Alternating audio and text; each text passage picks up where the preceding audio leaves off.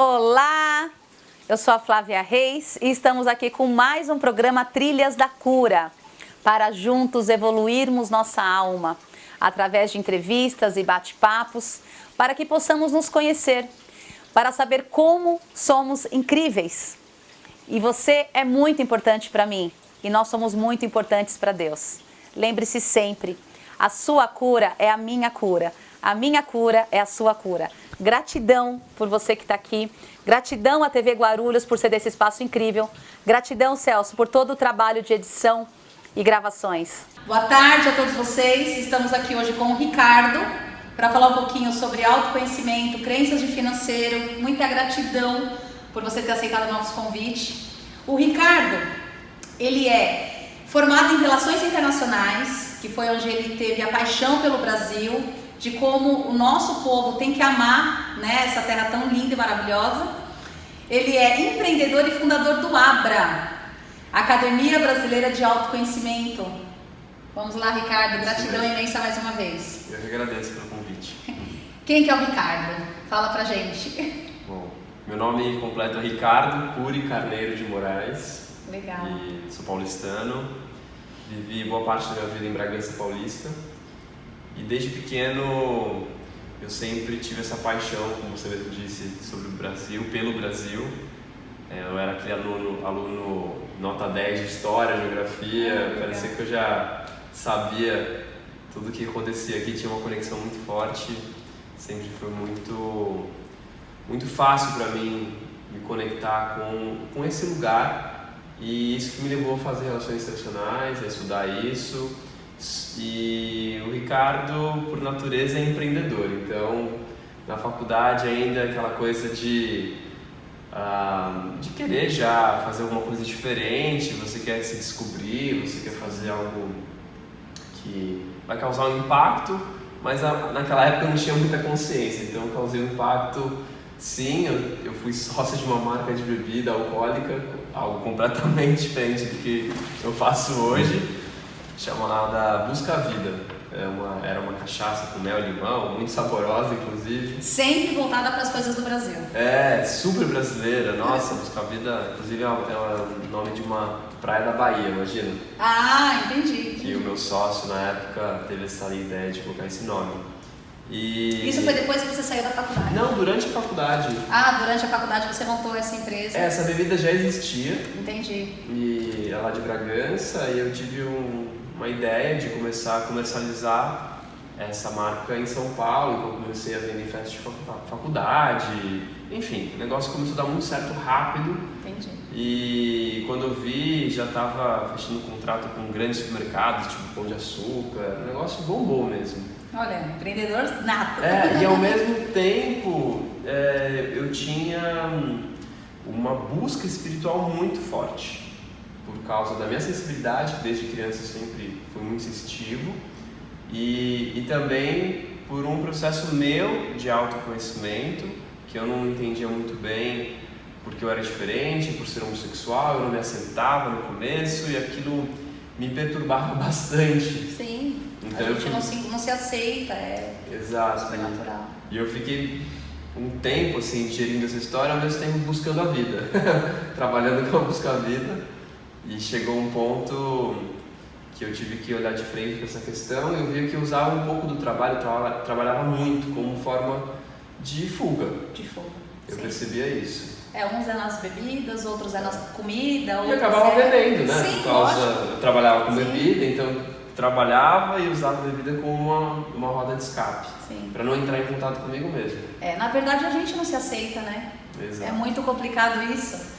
E quando a gente passa nesse processo, realmente tudo começa a se abrir, né?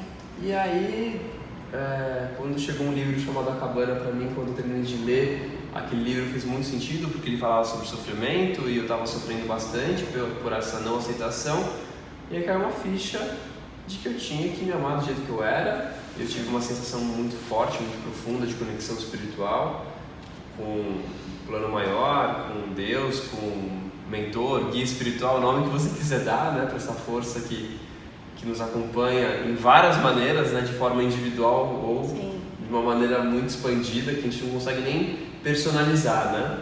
e que dizia, tá tudo certo, você é perfeito do jeito que você é, vai viver sua vida. Só que a partir do momento que eu me aceitei, eu tive um processo também difícil depois com o meu trabalho, né, que foi um acidente de carro, que esse foi a grande virada assim na minha vida. Teve esse processo de aceitação, depois 2 anos mais tarde, eu passei por um acidente onde eu não estava dirigindo, não tinha bebido, era super responsável com relação a isso, trabalhava ainda com a Busca Vida, o negócio Isso foi antes da cabana? Foi depois da cabana, 2 anos depois. Então na cabana já teve um insight, que é lindo o livro Cabana, depois você teve o acidente. Isso, porque é um processo, né? Porque eu continuei trabalhando com a bebida, Sim. apesar de ter tido esse despertar já, onde eu comecei a abrir meu canal, comecei a me sentir muito conectado com os meus mentores, que eu tenho essa sensibilidade, como eu já falei. Sim. Isso começou a ficar muito mais intenso. Sim. Só que imagina, trabalhando com bebida alcoólica, na noite, não é um ambiente mais propício para ser um canal, você acaba canalizando outras coisas. E aí chegou um ponto que a vida acabou me dando um chacoalhão, tipo, acorda. E foi através desse acidente de carro, onde eu estava no passageiro, estava mandando mensagem no celular e de repente uma explosão assim. Acontece com o carro, uma batida muito forte, eu não entendi nada, eu senti uma proteção naquela hora. Você estava sozinho? Não, eu estava com o meu sócio, estava dirigindo, estava no passageiro. E aí o vidro do carro estilhaçou e eu fiquei coberto de caco de vidro, não aconteceu nada comigo. Para não falar que não aconteceu nada, saiu uma micro gota de sangue da minha orelha e nada. Graças a Deus. E aí naquele momento eu desci do carro e vi um outro carro vindo, já era noite, e passou por cima de um homem. A gente não viu, a gente atropelou um homem. Nossa! E ele estava acompanhado de mais ou menos 3 ou 4 homens que estavam completamente embriagados, não conseguiam nem falar. E diziam, o que vocês fizeram? Vocês mataram meu amigo? Eu falei, não, o que a gente fez? Eu não estava entendendo nada. Nossa, eu imagino. Susto, foi um susto muito grande. Eu fui buscar o meu casaco no carro, que estava frio, e tinha uma caixa de Busca-Vida fechada ali. Quando eu olhei para a caixa escrita Busca-Vida, eu escutei uma voz dentro de mim dizendo, o que você está fazendo na sua vida? Você está buscando a vida ou a morte? É isso. Naquele momento eu vi que o que eu fazia tinha uma consequência. Eu usava o meu poder de comunicação, de persuasão, para falar, olha, toma, compre Busca-Vida, que é bom. Entendi. Mas a pessoa que bebe fica inconsciente. Sim. Então não é uma coisa... Uma fuga, né? É uma fuga. Eu não sou contra a bebida por ser proibido e tal, mas as pessoas não têm consciência, as pessoas não sabem beber. A verdade é essa. E eu vendia para um público que era super jovem e tal, e não importa a idade, as pessoas acabam exagerando, né? Sim. E aí naquele acidente, o insight foi, olha, aquele cara estava tão bêbado que nem olhou para atravessar a pista. Então a vida me deu um baita de um sinal mostrando, olha, você quer continuar fazendo isso com a sua vida? Sim. Deixando as pessoas inconscientes a ponto que ela nem consegue olhar para a pista? Não, o interessante desse link é que você vende a bebida, independente, gente, ninguém está aqui fazendo crítica, nada disso, mas... E aí você atropela uma pessoa na mesma situação embriagada, e aí eu acho que começa a cair um monte de ficha, porque você já vinha num processo de 2 anos atrás, sim, né? De ter assistido a cabana e ter percebido que tinha que mudar, que tinha coisas que realmente precisava trabalhar. Exatamente, precisava mudar. E meu mundinho assim desmoronou. A partir daquele momento eu falei, o que eu vou fazer? Tipo, quem é o Ricardo? Quem é o Ricardo? Que era o Ricardo empreendedor, baladeiro, sociável, né? Conhecia todo mundo. E o meu mundinho começou a perder sentido, eu não via mais sentido. Era convidado para festa de lançamento lá da Globo, para ter Busca-Vida. Era um monte de gente conhecida querendo produto. O negócio estava crescendo. Chamada Matrix. E aí eu falei, mas não tá rolando mais. E aí no final de 2011, o acidente foi em junho de 2011, no final, depois de ter muitas experiências espirituais, místicas, transcendentais, o nome que você quiser dar, eu tive a prova interna de que eu precisava fazer uma profunda mudança na minha vida que eu não tinha a mínima ideia do que seria. Só que você confiou. Eu senti o chamado de ir para a Índia. Eu tive uma conexão com esse mestre de uma escola indiana, esse mestre ele apareceu para mim, foi uma visão que eu tive, foi muito forte. Essas coisas são difíceis de explicar, né? São, porque assim, eu costumo dizer, todos nós somos conectados. Exato. Todos nós temos essa luz dentro. E quando a gente se abre e a gente fala, vem, eu quero realmente essa mudança, eu preciso fazer, tudo começa a acontecer, né? Exatamente. E a gente não tem que procurar entender muito, né? Acho que tem que entrar no fluxo. Eu acho que essa é a grande ideia. E começou a acontecer naturalmente. Eu fui pra lá, sem saber o que ia fazer lá, fiquei 2 meses na Índia. E lá eu tive a clareza de que eu deveria usar esse meu poder de comunicação para ajudar outras pessoas através de cursos, palestras, retiros. Meus pais têm uma fazenda maravilhosa, então eu comecei a testar esses retiros lá e começou a dar super certo, a organizar festivais de autoconhecimento. E aí eu acabei indo muitas vezes para a Índia nos últimos anos. Legal. Foram 10 idas, teve períodos que eu fiquei lá 3 meses imerso nessa escola, que eles têm muita sabedoria lá. Hoje chama ONU Academy, né? Porque chamava Onas University, fundado por Shri Ama e Shri Bhagavan, que são mestres super iluminados. Hoje quem coordena lá é o filho dele, o Krishnaji, junto com a esposa, chamado Pritaji. E eu fiquei muito próximo deles, parecia que eu era já da família. A conexão com os monges lá, os professores que eram da escola, que davam as aulas, também tive essa afinidade muito grande. Eu até achei que iria virar monge uma época, mas... Porque acho que a paz da meditação, quando você realmente está em conexão, quando você está na neutralidade, você quer estar ali, né? Exato, mas eu entendi que isso não era o meu caminho. Sim. Daí eu comecei, nesse processo de interiorização, de aprofundamento, a recordar o porquê que eu fiz relações internacionais. Nossa, que incrível! A relembrar isso. minha paixão pelo Brasil, entender como que o autoconhecimento e os processos de conexão espiritual, de cura espiritual, poderiam ajudar nós como indivíduos e como nação e como humanidade, né? Sim, sim. O Brasil, a gente sempre costuma dizer, ver através da data limite e tudo mais, que tem uma grande missão espiritual, né? Sim. Que é acolhedor. Na verdade, a gente é muito acolhedor, mas a gente costuma muito criticar, jogar pedra no Brasil, tinha que ser no Brasil, então a gente tinha que realmente mudar e realmente agradecer pela terra incrível que a gente tem, né? Pois é, a gente, se for ver, nós somos a terra mais rica por natureza. Se a gente tirar o dinheiro de circulação, vamos dizer, qual que sobra, né? Qual que é o país mais rico em recursos naturais? Exatamente. Os 2 maiores aquíferos do mundo, a maior floresta, a maior biodiversidade, a maior miscigenação, né? Essa super diversidade cultural, religiosa, em todos os sentidos, né? Nós temos essa mescla muito rica. Sim. E isso torna o país mais belo do que já é, né? Sim, com certeza. E essa minha paixão pelo Brasil, junto com essa conexão espiritual, me fez com que desenvolvesse um trabalho de autoconhecimento específico para o Brasil. Olha, mas isso começou gente. Com uma viagem que eu fiz pelo Brasil todo. Essa minha paixão me fez viajar. Eu fui para 33 lugares. Incrível. Começando no dia do descobrimento do Brasil, lá em Porto Seguro, na aldeia dos Pataxós. Nossa, conta essa história, que legal, gente! Foi que legal! Muita coisa que eu acabei fazendo junto com um grupo de amigos. Na verdade é uma missão mesmo, né? A gente fez uma viagem chamada Resgate da Índia. Resgate da Índia.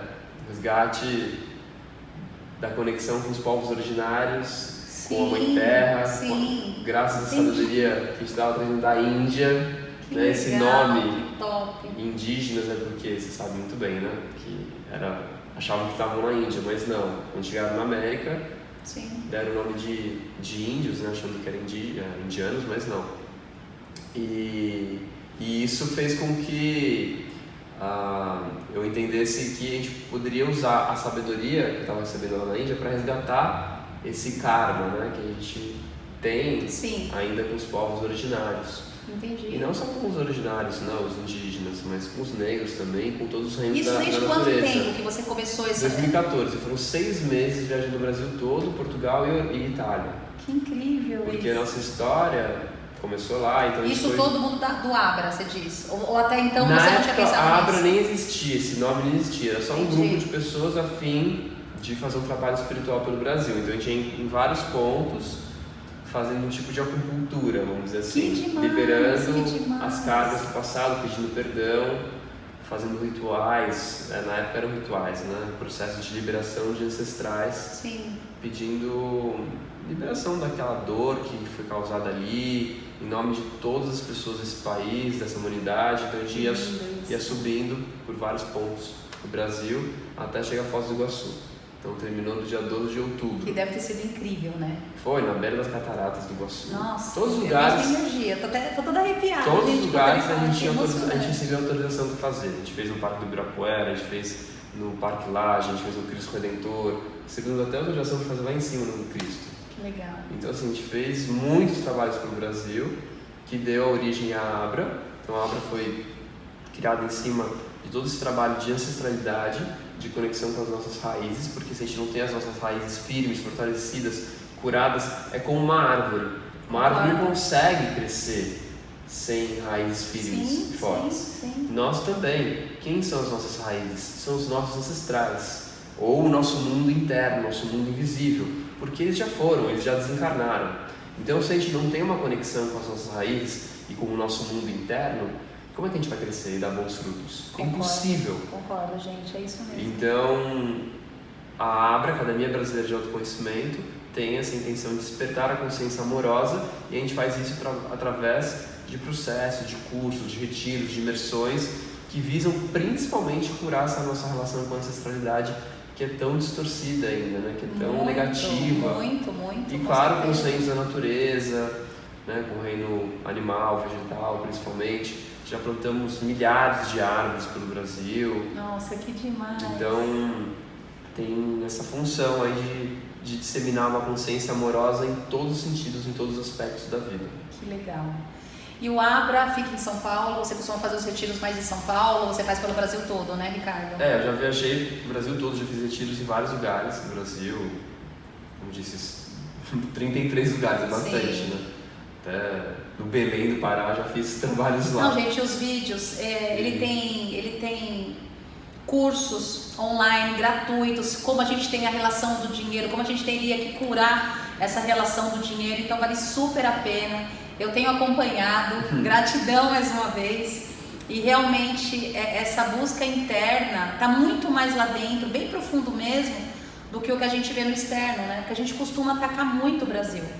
Corrupção, falar mal. E realmente a gente tem que trazer pro amor, né? O ponto é que assim, ninguém ali que a gente acha que vai resolver de verdade. Sim. Quem vai resolver somos nós. É cada brasileiro, é cada cidadão. E isso leva um tempo. Então, despertar da consciência amorosa, o que significa isso? É a gente compreender que tudo está interligado, conectado, existe uma relação de interdependência entre todas as coisas. Sim. Vivas e também não vivas, né? O que a gente não vê aqui, no invisível também, no espiritual. Então, essa relação de interdependência não é levada em consideração hoje, nem pelos governantes e nem por nós cidadãos. Sim. E nós que somos o Brasil, né? Então está lá na frase principal do hino nacional: Brasil de amor eterno seja símbolo. Quem tem que ser o símbolo do amor? Não é o partido X ou Y, nem o governo atual, ou passado, ou futuro. Não, é todos os brasileiros. Isso é uma cultura de paz, de prosperidade, de amor, de respeito, de compaixão, de gratidão por essa terra, né? Porque a gente é tão ingrato que a gente fala mal. A gente é tão insensível, tão desconectado, por isso que eu digo que a principal causa de todos os problemas que a gente vê é a desconexão. As pessoas não sentem parte dessa terra, elas se veem com algo separado. Eu não estou falando do Brasil, não, estou falando do planeta Terra. É isso mesmo. E o Brasil, para mim, ele representa aquela conexão máxima com a Mãe Terra, porque a gente tem uma natureza tão exuberante, tão Nossa, até bela. quando ele vai falando, vai me arrepiando, e é verdade isso, cara, é lindo tudo, demais. A gente tem tudo, e ninguém dá valor, a gente acha que a grama do vizinho é mais verde, que é melhor ir para a Europa, para os Estados Unidos. Não, todos os lugares têm sua beleza, todos os lugares são maravilhosos, mas a gente tem que valorizar o lugar que a gente está. Se a gente nasceu aqui, porque tem uma função, tem um propósito. E esse propósito está ali. Brasil iluminado ao sol de um novo mundo. E aí, a gente vai dominar esse lugar para trazer um novo mundo, uma nova consciência? Com certeza. Será que a gente vai trazer isso primeiro dentro da gente, nas nossas relações mais próximas, e aí no nosso trabalho, e claro, nossa relação com o dinheiro também? Fala um pouquinho pra gente com essa relação do dinheiro, porque a gente tem muitas crenças, muitas coisas. É um insight que eu tive, porque assim, a gente acha que o dinheiro é o que a gente mais tem que buscar na vida, né? A gente cresce assim, você tem que competir, você tem que ser o melhor, você tem que crescer, estudar aí pra você sobreviver, e você faz isso através do dinheiro. Então, o dinheiro não deveria ser uma ferramenta para você apenas sobreviver. Deveria ser uma ferramenta para a gente poder materializar, criar a nossa realidade de forma consciente. Mas a gente não consegue fazer isso porque a gente está muito apegado à ideia da luta, daquela necessidade que eu tenho que batalhar, que eu tenho que sofrer, que é difícil ganhar dinheiro. Então são muitas crenças em volta do dinheiro. Sim. Que a gente recebeu isso por causa do nosso passado doloroso, e linka de novo com a história da ancestralidade, porque imagina só, numa terra que utilizou mão de obra escrava para enriquecer, não dá para ter uma relação amorosa com o dinheiro, vamos combinar, né? Sim, sim. Então, ou seja, a gente realmente é tudo interligado, a nossa relação sofrida. Muito profunda, exatamente, muito sofrida. Isso está no campo, a gente tem que entender que tem um campo do inconsciente coletivo que é muito forte. E isso impacta as pessoas, elas nem sabem disso, mas isso está impactando a vida delas. Então, para elas, o dinheiro é suado, o dinheiro é difícil, quem ganha dinheiro é ganancioso ou corrupto. Então, não consegue ver o dinheiro como algo bom, como algo positivo, como algo amoroso.